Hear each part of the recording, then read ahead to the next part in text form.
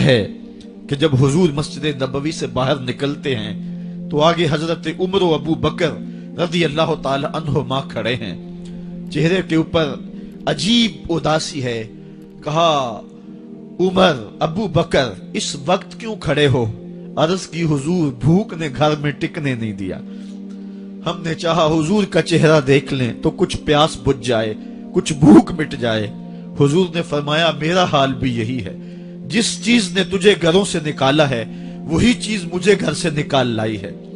چلتے ہوئے حضرت ابو ایوب انصاری کے گھر کے قریب سے گزرے،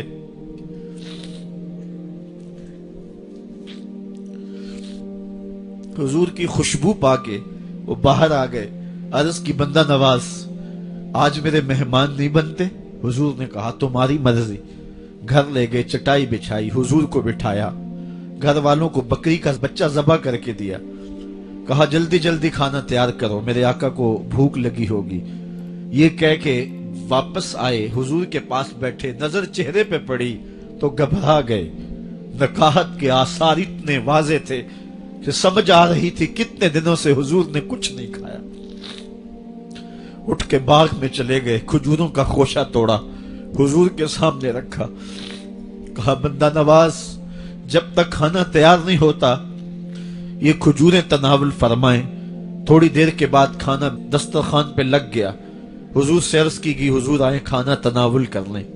حضور نے دسترخوان پر تشریف فرما ہو کر کے حضور نے کپڑا اٹھایا تو حضور نے جب دیکھا کہ کھانا ہے تو حضور نے ایک روٹی لی اور چند بوٹیاں اٹھائیں اور ایک خادم کو بلا کر کے کہا جاؤ ہمارے گھر دے آؤ، میری بیٹی فاطمہ کتنے دنوں سے بھوکی۔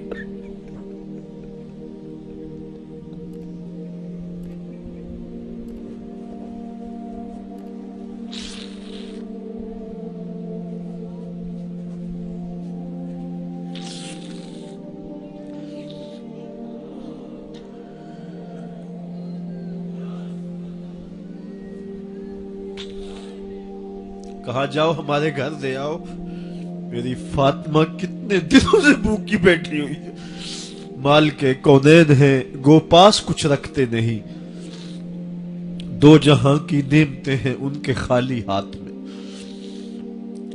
آپ کو پتا ہوگا کہ جب میرے رسول کا انتقال ہوا ہے، حضور کا وصال ہوا ہے، تو حضور کی ایک زرہ ایک یہودی کے گھر میں گروی رکھی ہوئی تھی، حضور نے زرہ رکھ کر کے اس سے قرض لیا ہوا تھا۔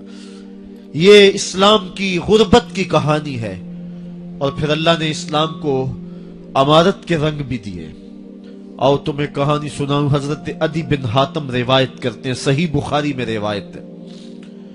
یہ حاتم تائی کے بیٹے ہیں، کہتے ہیں میں حضور کی خدمت میں حاضر ہوا، ایک شخص آیا کہنے لگا حضور غربت نے میرا برا حال کر دیا ہے، اور اس نے شکایت کی غربت کی، پسماندگی کی اور اپنی معاشی بدحالی کی۔ پھر ایک شخص آیا کہنے لگا حضور میرے پاس دولت تو ہے لیکن میں نے جس منزل پہ جانا ہے راستہ پر خطر ہے، تو میرے لیے کیا حکم ہے کہ میں کیسے راستہ طے کروں؟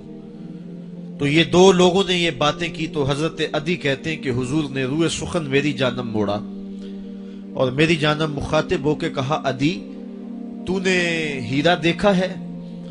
عدی کہتے ہیں میں نے عرض کی حضور دیکھا نہیں، سنا ہے، ہیرا یہ شہر ہے عراق کا۔ تو حضور نے فرمایا عدی تو نے ہیرا دیکھا ہے؟ میں نے کہا نہیں حضور دیکھا نہیں، اس کا تذکرہ سنا ہے۔ فرمایا عدی اگر اللہ تجھے زندگی کی مہلت دے تو ہیرا سے ایک خاتون چلے گی، تو اپنی آنکھوں سے دیکھے گا اور مکے تک پہنچے گی اور اللہ کے گھر کعبہ کا طواف کرے گی، اور اس کو ہیرا سے لے کر کے مکے تک اللہ کے علاوہ کسی کا ڈر نہیں ہوگا۔ کہتے ہیں کہ میں نے دل میں کہا کہ پھر بنو طے کے ڈاکو مر گئے ہوں گے جنہوں نے عرب کے اوپر روب ڈال رکھا ہے، تو وہ تو پھر ختم ہو گئے ہوں گے۔ کہتے ہیں میں ابھی سوچ ہی رہا تھا کہ حضور نے مزید میری حیرت میں اضافہ کرتے ہوئے کہا عدی اگر تجھے اللہ نے زندگی کی مہلت دی تو تو دیکھے گا کہ کسرا کے خزانے تیری جھولی میں ہوں گے۔ تو اس دور کی سپر طاقت تھی۔ میں نے کہا حضور کسرا بن ہرمز हुजूर ने फरमाया हाँ किसरा बिन हुरमज। कहते हैं कि हुजूर ने फिर फरमाया दी अगर तू जिंदगी पाई तो तू वो दिन भी देखेगा कि एक शख्स ज़कात की रकम लेकर के, ज़कात की चांदी लेकर के, ज़कात का सोना लेकर के निकलेगा और उसको कोई ज़कात का मुस्तहिक ही नहीं मिलेगा। हजरत अदी बिन हातिम कहते हैं कि फिर मैंने वो मंजर अपनी आंखों से देखा कि हीरा से एक खातून चली और मक्के तक पहुंची और अमन ऐसा था कि उसको अल्लाह के अलावा किसी का डर नहीं था। फिर वो लम्हे भी मैंने देखे कि किसरा बिन हुरमज के खजाने मस्जिद नबवी के बाहर पड़े हुए हैं। तो कहते हैं तीसरी चीज मैं देख ना सका और मैंने लोगों को कहा कि ये मैं तो नहीं देख सका, मेरी शायद जिंदगी वफा न करे, और अगर तुम्हारी जिंदगी वफा करे तो तुम देखना मेरे आका ने जो फरमाया था, दो बातें तो पूरी हो गई हैं और तीसरी बात तुम देख लोगे। हजरत यहया बिन सईद फरमाते हैं कि हजरत उमर बिन अब्दुल अजीज का जमाना था और उन्होंने मुझे अफ्रीका की जानब ज़कात वसूल करने के लिए भेजा। मैं वहां से ज़कात वसूल की और फिर मैं ज़कात लेने वाले मुस्तहकीन को ढूंढने लगा। तो कहते मुझे कोई मुस्तहिक ना मिला। फिर मैं गुलाम पकड़ता और उसके पैसे दे के उसको आजाद करवाता चला जाता। हजरत उमर बिन अब्दुल अजीज का जमाना है कि गवर्नर है इराक का। वो हजरत उमर बिन अब्दुल अजीज को लिखता है कि इतनी रकम है, इसका क्या करना है।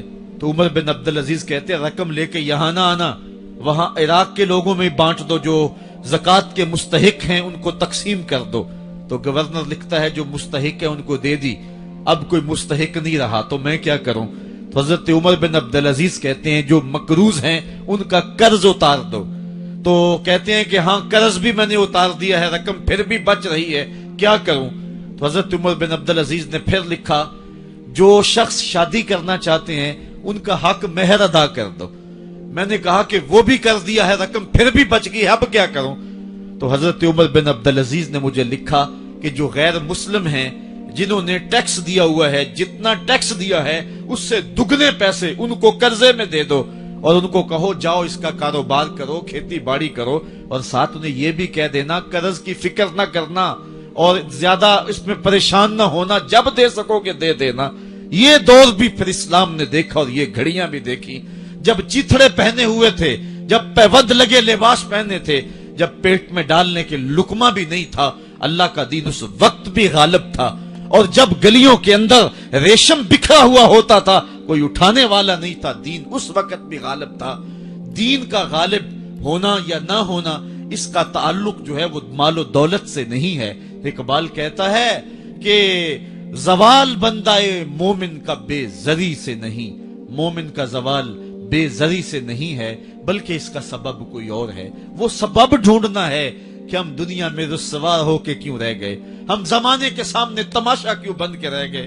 आज नबी की उम्मत पूरी कायनात में रुस्वा होके क्यों रह गई। आज हमारा तमाशा देखा जा रहा है, आज भूखे कुत्तों को हमारी बेटी और बहनों के ऊपर छोड़ा जा रहा है और उसका तमाशा देखा जा रहा है। क्या हमने ये दिन भी देखने थे। हमने सुराग लगाना है। दौलत की किल्लत और कसरत ये सानवी चीजें हैं।